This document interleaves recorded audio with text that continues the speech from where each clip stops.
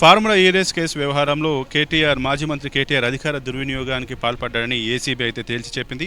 ఆర్థిక న్యాయశాఖల ఆమోదం లేకుండానే, కేబినెట్ ఆమోదం లేకుండానే ఆయన తీసుకున్న ఏకపక్ష నిర్ణయాల వల్ల హెచ్ఎండిఏకి చెందిన 55 కోట్ల నిధులు దుర్వినియోగం అయ్యాయని, ప్రభుత్వం పైన దీని ద్వారా 600 కోట్ల ఆర్థిక భారం పడిందని చెప్పి కూడా బయటపెట్టింది.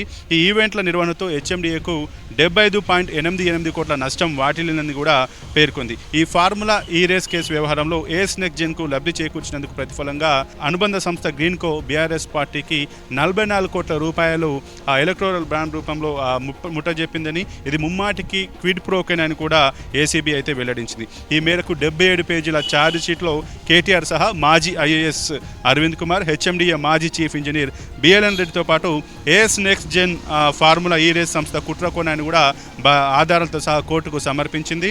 ఇందుకు 14 మందిని సాక్షులుగా కూడా ఏసీబీ అయితే చూపించింది. ఇక శుక్రవారం నాంపల్లి ఏసీబీ కోర్టులో విచారణ జరగడానికి నిందితులు వ్యక్తిగతంగా హాజరు కావాలని చెప్పి కూడా కోర్టు సమన్లు అయితే జారీ చేసింది. ఇక ఏసీబీ ఛార్జ్ షీట్లో వెల్లడించినటువంటి వివరాల ప్రకారం హైదరాబాద్ ఫార్ములా ఈ రేసు నిర్వహించాలన్న ప్రతిపాదన ఏది ప్రభుత్వ వర్గాల నుంచి రాలేదని, 2021 నవంబర్లో international sports consultant Guvvada Kiran Malleshwar Rao సహా పలువురు ప్రైవేటు వ్యక్తుల మధ్య చర్చతో ఈ మొత్తం వ్యవహారానికి చర్చ తెరలేచిందని, ఇదే విషయంపైన 2021 నవంబర్ 18వ తేదీన టీ హబ్లో ఇచ్చిన ప్రజెంటేషన్లో ఆర్థిక వ్యాపారపరమైన సహకారం కోసం గువ్వాడ కృష్ణారావు గీన్కో వ్యవస్థాపకుడైనటువంటి చెలమశెట్టి సునీల్ను కూడా సంప్రదించాడని, ఈ ప్రజెంటేషన్కి కేటీఆర్ కూడా హాజరై అప్పుడు ఈ నిర్ణయం తీసుకున్నారని కూడా ఛార్జ్ షీట్లోనైతే ఏకపక్షమైనటువంటి నిర్ణయాన్ని తీసుకున్నారని, దీంట్లో ప్రభుత్వ వర్గాల నుంచి ఎటువంటి సూచన లేకుండానే దీన్ని తీసుకున్నారని చెప్పి కూడా ఏసీబీ తను పొందుపరిచినటువంటి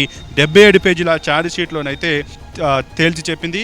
ఇక కేటీఆర్కు రాజకీయ పరంగా రక్షణ కల్పించడంతో పాటు ఐఏఎస్ అరవింద్ కుమార్ తన అధికార హోదా దుర్వినియోగం చేశారని, బీఆర్ఎస్ ప్రభుత్వంలో అత్యంత కీలకంగా ఉన్న కేటీఆర్ ఆదేశాల మేరకే అరవింద్ కుమార్ నడుచుకున్నారని కూడా ఏసీబీ తన యొక్క ఛార్జ్ షీట్లో పొందుపరిచింది.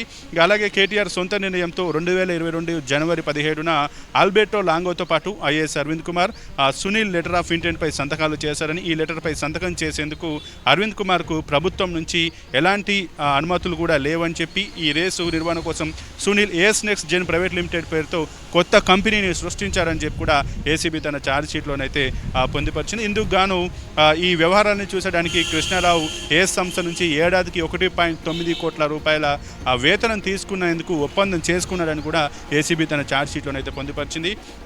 ఇంకా 2023 ఫిబ్రవరిలో జరిగిన మొదటి రేసు ఏఎస్ నెక్స్ట్ జెన్ సంస్థకు 175 కోట్ల భారీ నష్టం తెచ్చిపెట్టింది. ఆర్థికంగా మద్దతు ఉంటామని చెప్పినటువంటి ప్రభుత్వం కానీ, రేసు నిర్వహించిన ఎస్ఈఓ కానీ పట్టించుకోకపోవడంతో ఏఎస్ సంస్థ సీజన్ 10 స్పాన్సర్గా తప్పుకుంటున్నట్టు ప్రకటించింది. సీజన్ 10 కోసం 2023 నాటికి మే నాటికి కొంత ఫీజు చెల్లించాల్సి ఉండగా గడువు ముగిసిపోవడంతో జూన్ నాటికి రేసు నిర్వహణ జాబితా నుంచి హైదరాబాద్ పేరు తొలగించారు. దీంతో Arvind Kumar, HMDA chief engineer BN రెడ్డితో కలిసి సీజన్ 10 నిర్వహణ బాధ్యతతో పాటు ప్రమోటర్ ప్రభుత్వం ఉండేలా 2023 సెప్టెంబర్ 27న హడావుడిగా నోట్ ఫైల్ సిద్ధం చేశారు. దీన్ని కేటీఆర్ ఆమోదించారు.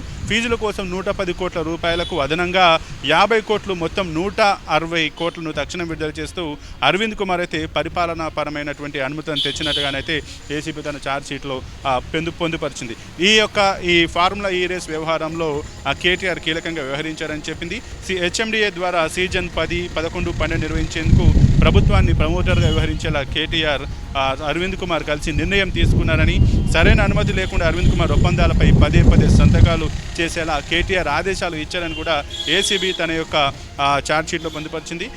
అలాగే ఎటువంటి రాతపూర్వక అనుమతులు లేకుండా, పాటించాల్సిన నిబంధనలు లేకుండా, అవసరం లేకుండానే హెచ్ఎండిఏ నిధులను విడుదల చేయాలని కేటీఆర్ ఆదేశాలు జారీ చేశారు.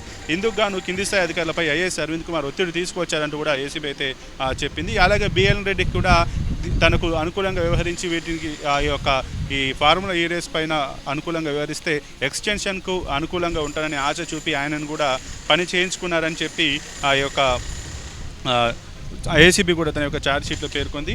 అలాగే దాదాపు ఇలా అనధికార నిర్ణయాల వల్ల ప్రభుత్వానికి 160 కోట్ల నష్టం వాటిల్లడమే కాకుండా కేటీఆర్, అరవింద్ కుమార్ నిబంధనలకు విరుద్ధంగా 3 సీజన్లకు 600 కోట్లు ఖర్చు అయ్యే అవకాశం ఉన్నప్పటికీ దాన్ని దాచిపెట్టి ఒక సీజన్కు మాత్రమే చూపించారని చెప్పి ఏసీబీ అయితే పేర్కొంది. ఇప్పుడు ఈరోజు ఏసీబీ కోర్టులో నాంపల్లి ఏసీబీ కోర్టులోనైతే ఎవరైతే ఉన్నటువంటి నిందితులుగా ఉన్నటువంటి కేటీఆర్, మాజీ ఐఏఎస్ అరవింద్ కుమార్, అలాగే జిహెచ్ఎంసీ మాజీ చీఫ్ ఇంజనీర్ బేలన్ రెడ్డి కూడా వ్యక్తిగతంగా విచారణకు హాజరు కావాలని చెప్పి కోర్టు కూడా సమన్లు అయితే జారీ చేసింది. ప్రస్తుతం ఈ అంశం రాష్ట్ర వ్యాప్తంగానైతే చర్చనీయాంశంగా అయినట్టుగానైతే మనకు తెలుస్తోంది.